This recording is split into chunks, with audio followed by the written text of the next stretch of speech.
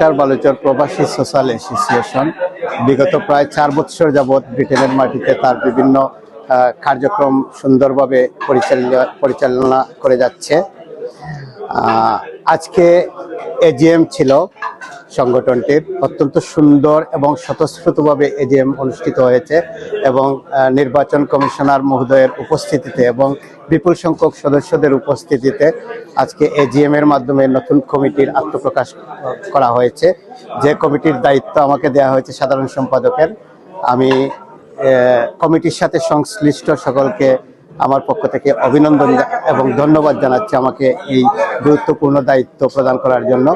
আমি চেষ্টা করব সকল সম্মানিত সদস্যদের সর্বাত্মক প্রচেষ্টার মাধ্যমে সংগঠনের বিগত দিনের যে কাজের ধারাবাহিকতা রক্ষা করে আরো সুন্দর বিভিন্ন কার্যক্রম হাতে নিয়ে সংগঠনকে আরো গতিশীল করার চেষ্টা করব। টাইমস টিভি মননী বাংলা ভাষা সংস্কৃতি।